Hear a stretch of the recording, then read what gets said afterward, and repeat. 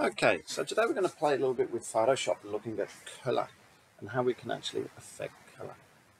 So let's create a new document to begin with. So we're going to go File, New. Now I'm just going to go with the document, let's make it 8 by 8 inches. So it's going to be a square document, printable at 8 inches, resolution of 300 pixels per inch, which means we can print it if we want to. If we're only using it for screen, we could change that to 72. But we want to have the option to print it at a later stage. I'm going to select the colour as RGB colour, background as white, and definitely make sure that the colour profile for this is sRGB. Square pixels is fine, and hit create. You'll see we've got a white square now, and what we're going to do is we're just going to double click on the background. We're going to change that to, let's just call that 255, 255, and 255. Call that one white. If we want to actually have a look at the values of this, we can click on the little colour icon here. And if we click on this section here, you'll see from our colour picker, it says FFFFFFF or 255, 255, 255. So the values for red all equal 255, which is the maximum amount. Values for green, again 255, values for blue 255. If we just drag the circle here around, we push that all the way as far as we can, no further than that, you'll see the maximum ability we have is to hit 255 as a value for each of those. So let's just click OK on that. I'm now going to create or duplicate this layer by just dragging it down to the new layer there. What we're going to do here is we're going to have it all, clicking on that layer, we're going to go image, so edit, fill, let's go to black. Okay, now again if we click on the color picker here, you can see by clicking on the black, these values here will change immediately to 0, 0, 0. So that's as black as we can get. Again, anywhere along this bottom line, dragging it anywhere where it looks dark, that's as dark as we can get this image. That's pure black. Red value 0, green value 0, blue value 0. Now, we can do the same again, and we can go edit fill. Let's go to this one, 50% grey.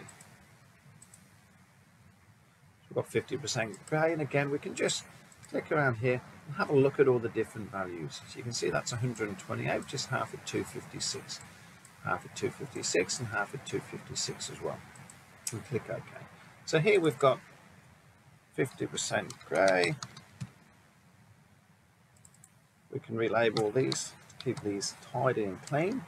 This one here we could actually put 0, 0, 0 black, and this one was 128, 128, 128, 50% grey. Okay, we can also add colour, so let's create a new layer. Let's just go about it a different way. So just click create a new layer.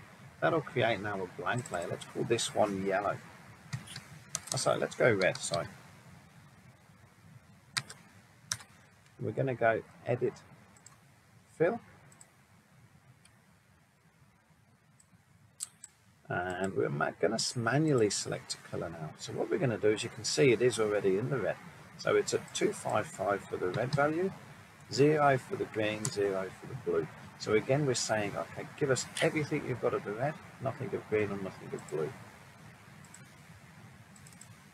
Click on that, rename that 255, 0, 0. And we can again either duplicate that, edit fill, select colour again, we can go 0, 255, 0, and make that one green.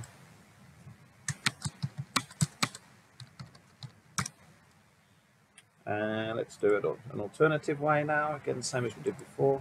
So edit fill, and the final one we'll do will be blue.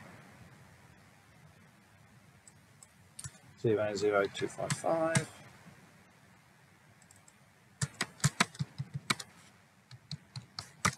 Okay, now what we can do is we can actually play around with all the settings in here, so various light modes, so we can say what happens if we darken it, multiply, color burn, lighten it. So we see we've got a cyan by doing that.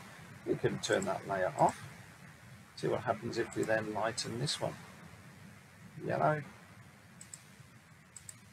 and so on. So have a play around and just play with the different colors. You might choose to move one, so you've got overlapping colors. See what happens if we do that. So just have a play.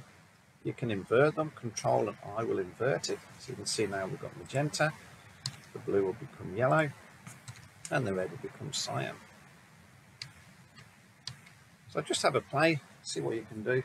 Remember, at any time if you want to check the actual color values, click on the set foreground color, click on the color you want to check, and you'll get your red, green and blue values here. Have a play with that and see what you come up with.